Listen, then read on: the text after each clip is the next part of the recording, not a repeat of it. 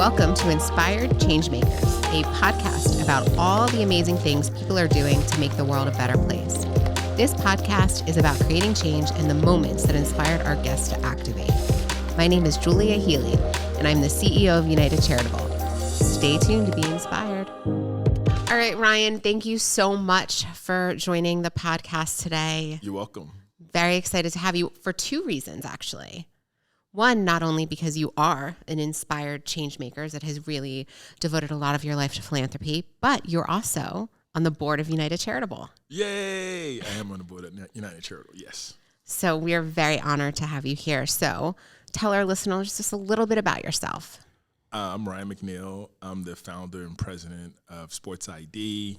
It's a technology company that we focus on efficiencies and gaps and fragmentation. Our goal is to defragment the sports space, make it more efficient, and get more people involved in the space. Also, was a former NFL All-Pro, played 11 years in the NFL. I'm a philanthropist, mentor, advisor, and I'm a proud girl dad of two beautiful girls, Kyla and Parker. Oh, that's amazing. Love that you included that in your bio. And so tell me a little bit about your playing career. Where did you, collegiate days to professional? I'm from Fort Pierce, Florida. So it all started in Little League in Fort Pierce. From Little League to high school to Fort Pierce Westwood High School, go Panthers. Then from there, University of Miami, go Hurricanes. And we were pretty good back then. We lost 5 games in 5 years. Almost unheard of, right? 2 number ones. 2 national championships, 2 number 2s, and 1 number 3. Wow. Then I was fortunate enough to be drafted by the Detroit Lions. I was their first pick, number 33, I think, in the second round. And I played 11 years, Detroit, St. Louis, Dallas, and San Diego. There are 2 teams that I don't include in my bio. So so you have to go and Google that because it was such a, how can I put it? That experience almost cost me to walk away from football, those two teams. And so I don't include them in my bio. Oh, that's crazy. Oh, I can't wait to Google that. But, you know, when you're looking at your professional career and the ups and downs, how did you really kind of keep yourself disciplined through all that time? I think I'm naturally wired that way. Honestly, people tell me, and when you're around your family and friends, your older family members call it having an old soul. And you didn't know what that meant until you got older. And I think that it's, you know, younger people having, you know, the mindset, being more mature, more disciplined, to use your word, than you expect them to be at that particular age. Yeah. I was always the conscience telling people not to do something or what to do, how to do it, things like that at an early age. And that, you know, stuck with me throughout my life. And it came in really handy in sports, right? So when you are the freshman in high school, you're telling the seniors what to do, how to do it, and things like that, and they listen to you. Same thing happened in college. You know, you had All-Americans, you know, future number 1 draft picks, you know, listening to this snotty-nosed freshman, you know, coming in. But I was aware of my surroundings, and I kind of stayed focused and true, you know, to the task at hand. And it was something that has always been with me. And so it wasn't anything different and new. Other people, you know, see it, acknowledge it. It's like, you're different. Yeah, I guess I am, but that's how I'm wired. Same thing happened in pros. It's funny. I'll tell you this quick story. So much so that I don't drink. I don't drink alcohol. And everybody who knows me knows that. And so I was the designated driver from my freshman year in college through my first year in the NFL, right? It's like, well, we're not going to drive, you know, get Rook to do it. Hey, Rook, got to pick me up and take me here, take me there. So I was a original Uber driver in college and pro before Uber ever existed. And that was interesting. That was interesting. And I say that to say that my veterans, my guys, my upperclassmen, they trusted me. Right. And so much so for them not to get in trouble, and they trusted me that I can get them to and from safe and sound. And so that's kind of how I am and how I've been. And so what is really your earliest memory of philanthropy? That's easy. Probably kindergarten, right? So you're in kindergarten and you're coloring. Someone breaks their crayon. Hey, you can borrow my crayon, right? I mean, to me, that's probably the earliest thought of philanthropy, and it just grew from there, right? It went from sharing Twinkies at lunch, went from sharing cleats at practice. Somebody forgot their cleats, somebody forgot their glove, baseball glove, and you're sharing, and then it grows and grows and grows. It takes practice. I think, we all have that in us, but in my family, it was practiced a lot. And I'm an only child, grew up only child. So you think only child, would be spoiled and selfish. Yeah. Not in my house. My mother did not play that. And, I was a bit offended. Where are the perks of being the only child? Right. She made me share from probably the time I was born and even to now. And so it's just become, when you do something long enough, it becomes a habit. You become better at it. And so as you get older, you're able to identify the things that you like, you're passionate about, and you become, you specialize, right? So in sports, for instance, a lot of times you play a lot of different sports growing up. I know I played basketball, baseball, football, track and field, tennis, believe it or not. And it wasn't until I got to high school that I've kind of specialized in both football and track and field. Mm-hmm. Obviously, going to University of Miami, I went there for football, but we were allowed to run track and field. And so once I did that, obviously got drafted in the NFL. So now that's my sport, right? Now that's my direction. Now that's my North Star. So it was easy to kind of focus on it. And philanthropy, I think, feels kind of the same way. So as I got older, instead of supporting 20 different causes, organizations, I kind of narrowed it down to probably 2 or 3 around education, around sports, and now around technology.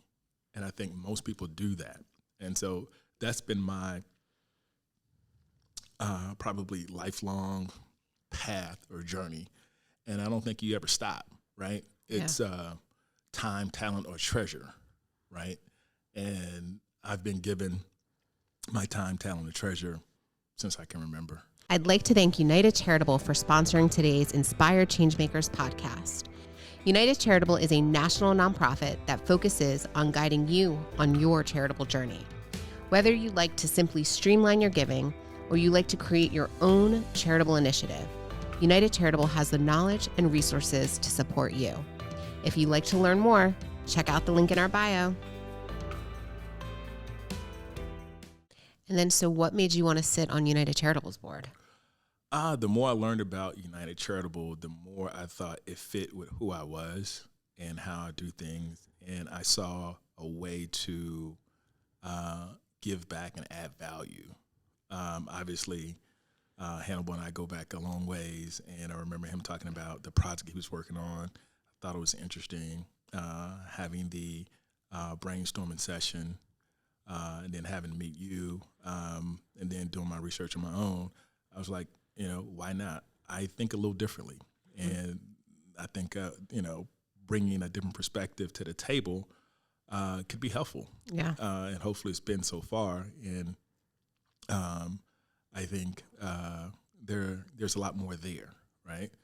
And I just felt, how best to help change when you're in the room, right? When you're on the board, when you're having those discussions and talking about the different programs, talking about advancing philanthropy on a scale, right? In technology, we talk about scaling, right? And I looked at United Charitable as a way to help others scale what they're doing as well as scale United Charitable. And so it was a kind of win-win.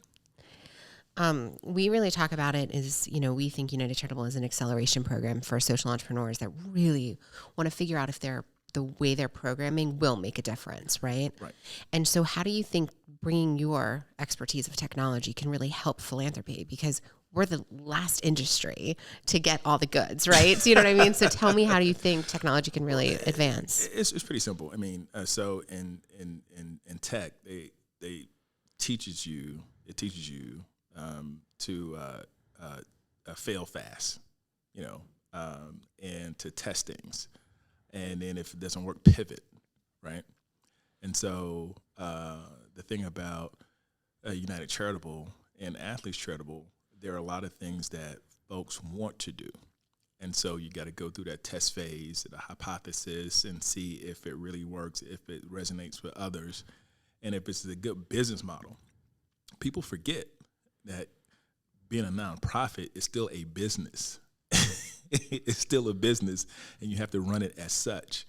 And so when you align all those things up, sometimes what comes back, the output isn't what you desire, and you got to make changes, make tweaks, and make pivots. And I think United Charitable and Athletes Charitable set up perfectly to help others do that and save time, right? So I was talking about learning curve. Yeah.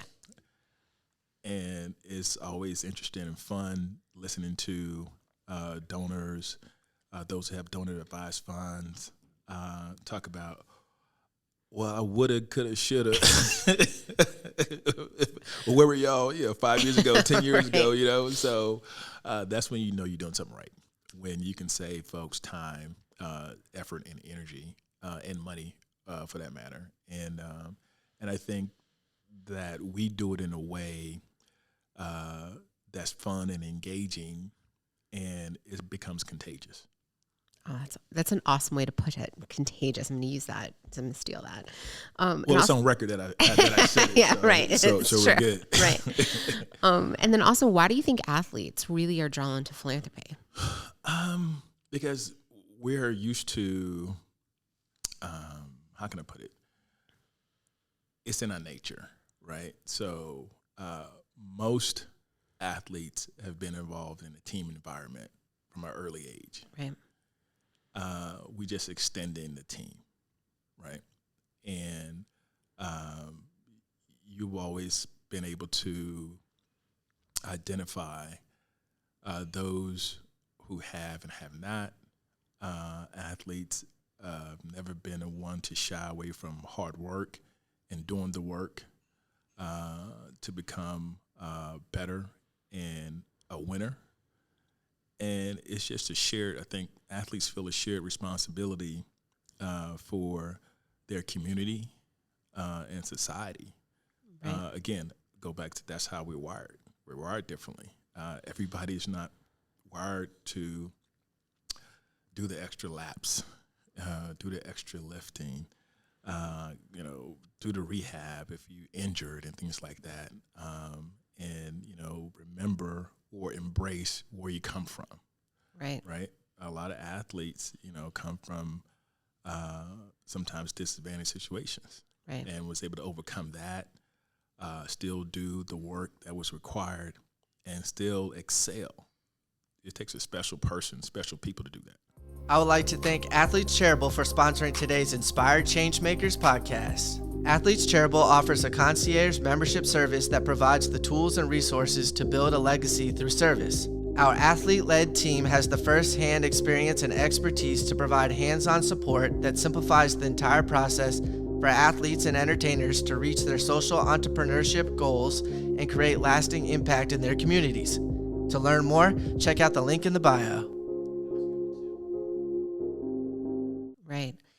And when you talk about the impact that an athlete can make, impact means something different to everybody, right? And we always are trying to judge what is the best impact. Tell me a little bit about what you think about if somebody just wants to do 2 scholarship programs and the impact that creates versus somebody like, Charlie Batch that has, this huge facility that serves 3,800 kids. I think that's one of the things that we're bad at as an athlete. A lot of times, we can't quantify our value and our impact. And I think the impact is immeasurable if done well and done right. and you just never know. I remember meeting Don Lattimore. Don Lattimore was a professional football player, played for the Denver Broncos at the time, and he was from my hometown. He was a substitute teacher in 6th grade. And I didn't know who he was then, but I remember in recess, every kid in recess was crowding around him trying to get his autograph. And I was like, who is that? You know, I didn't know. And but I got in line, waited like all the kids, and got his autograph. I couldn't read it, so I didn't know who it was. And it's like, oh, that's Don Lattimore. It's like, okay, who was Don Lattimore? There was no internet back then, right? You didn't, right? You couldn't Google it. Yeah, right. You couldn't Google it. And then I went home, and my mom knew who he was, and she told me kind of his story. I think, you know, when you come from a small city like mine, most folks know each other. Right. And I thought that was so cool that a professional athlete would come back, you know, to his hometown, be a substitute teacher, because I think it was off season. Yeah. And to me, that impacted me differently. Right. It wasn't me changing, saying I want to be a professional football player. It was like, that's so cool that a professional football player happens to be from my hometown, happens to be at my school, being a substitute teacher. You know, that's cool. And visually, to see hundreds of kids around one single person, that visual kind of stuck in my head.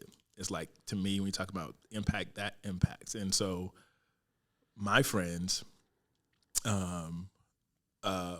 they all weren't athletes, but, you know, marketing executives for Disney, pharmaceutical sales, VPs, pharmaceutical sales, captain in police departments. I mean, that's my crew that I grew up with, right? And we can sit around and we talk about it all the time about when Don came to our school and gave everybody autographs, and it was just one of the coolest things that lasted, you know, a lifetime. And so the impact can be immeasurable. Well, I guess, and we've talked about this because you're very proud that I'm a diehard Philadelphia Eagles fan. Like, you love my city of Philadelphia so much. But that was the power for me, is that I didn't really even care about philanthropy because, you know, my parents' causes weren't my causes, right? You know, my dad's into math counts and helping people excel in math. I'm like, no. And so seeing people's foundations come up on the big screens when you're sitting in the fan and you're seeing that, you know, I remember like Donovan McNabb, all of that era, right? Was all on the screen. And then Brian Dawkins. And I'm like, if somebody can change the world, Brian Dawkins can. Like, he can get my philanthropy dollars, you know? But I just think it's the power of sports to, you highlight, right? You're able to highlight a need. And, you know, if like, we joke about this, but I say, if Brian Dawkins is willing to hit somebody that hard for me, because, you know, when you're an Eagles fan, you believe all the players play for you, not for their paycheck. Exactly. They play for me, right? Exactly. That's what happens, right? That, what is he going to do when he gets off the field? Right. Like, how is he going to create change outside? So that's incredibly exciting. Now, you said there was somebody that really inspired you the most, but he inspired you as a football player. Do you have somebody that has inspired you as a philanthropist? Probably my mom and dad. Yeah, my mom and dad. That's easy. Unequivocally, no matter what, when times are good, times are bad, you know, be who you are and help others who are less fortunate, help others who don't have as much as you, share. I think, you know, when I was a kid, I used to have, you know, dreams of sharing. You know, it's my birthday. I got to give away, share some of my presents. I mean, so Christmas, I got to share my presents at Christmas. So, you know, that was something that was instilled in us and our family for a long time. And to this day, she's the same way. And I think I'm probably more selective, I'll call it, in my sharing. But from a philanthropic standpoint, my mom, hands down. And not an example just for me, but she's an example for our family. Yeah. That's awesome. And then when you look at how, you know, in United Charitable, we really believe that we highlight how other people want to give, right? So we don't put our causes on anybody else, right? We let them figure out how they want to see the world be a better place. Right. How do you want to see the world be a better place? I think, unfortunately, there's no magic wands. When I was a kid, I used to think that, I had a magic wand, I'll make this disappear, bad things, disappear, bad diseases disappear, and things like that. But you got to put the work in, and I want to see the world being a better place by exposing kids to the wonders of sport, right? I believe, much like Nelson Mandela, sport has the ability to change the world. It teaches you a lot about yourself, teaches you about others, and those of us who participate, I think, are become better people. It's that simple for me. Awesome. And then, you said so how did you meet Hannibal? The professional athlete space is a small space. It's very nichey, there's not too many people that you don't know, and it was only a matter of time. I think I met Hannibal through a mutual friend that, and we just stayed connected. You know how you run into somebody, it's like, oh, he's a good dude. I can mess with him. I can hang with him. Right. And so it's been maybe almost 20 years plus. Oh, wow. It's been a long time. I think we were still playing. Right. And so I like Hannibal because he understands where I'm coming from, and I can mentor him and advise him in a way that he receives it. And the same thing goes for me. Right. I mean, I'm the big brother, but at the same time, he sees things a little different, and he's been able to give me counsel and advice on a number of occasions. And so it's a quid pro quo, bilateral, whatever you want to call it, and we've been thick as thieves ever since. And so when he told you that he was leaving his job to start with this little nonprofit to build out this athletes charitable division, what was your thought? I wasn't skeptical. Because I think the way he did it, he knows me. I'm going to ask a gazillion questions. And he was prepared for those gazillion questions. He had a plan. Yeah. And he told me why, and told me how things were going to fit, and what he was hoping to happen, and what impact he had. And, being that he had a nonprofit himself, he had a business, and he knows athletes because he is one. And I told him, hey, let me know how I can help. And so, once I ran him through the gauntlet of questions, once I ran him through the what if scenarios, I was on board. I was like, let me know how I can help. Absolutely. And so how do you think change actually happens? One person at a time, right? $1 at a time, one person at a time, one day at a time. And when you do that, you build momentum, one nonprofit at a time. And when you get others and others see what's happening, I think sometimes they can also feel what's happening, right? So the difference between a lot of times when folks talk about watching a big game on TV, and when it happened, and the difference being in the stadium or in the arena when it happens is totally different. So it's like 10x. And so when people can feel what you're doing something really, really good. And so change happens at a time, right? Person at a time, dollar at a time, nonprofit at a time, athlete at a time, donor at a time. It happens, and then it becomes what we call a movement, right? And then it becomes unstoppable. You just got to manage it and point it in the right direction. And so I think being young athletes now, speaking, specifically around athletes charitable, when the athletes that are part of our portfolio, they're noticeable. People know who they are. Yeah. Right. And they're doing good now. And the momentum is going to continue to build and build and build, because a lot of professional athletes, a lot of entertainers, musicians, they do a lot once they're finished touring, once they're finished with their, initial careers. And they always talk about, you always hear them, well, I wish I would have did this, Right. 10 years ago. I wish I would have got more involved, more Right. active. Today's athletes and today's donors and nonprofits, they start now. They're not waiting. They're not asking for permission. They're not waiting. They're just doing it. And, I see our role, United Charitable and Athletes Charitable, is to help them and give them the tools they need Right. to make the change that they want to see. Awesome. Well, Ryan, I appreciate you coming on today. This has been amazing. And Thanks for having me. And really, just as a board member, we could not be more grateful for your point of view, especially when you use words that has never been used in a board meeting before. When you say artificial intelligence, we're like, what's AI? Like, what do we do? So we're very, very lucky to have you. Likewise. Thank you for having me. And I enjoyed the show.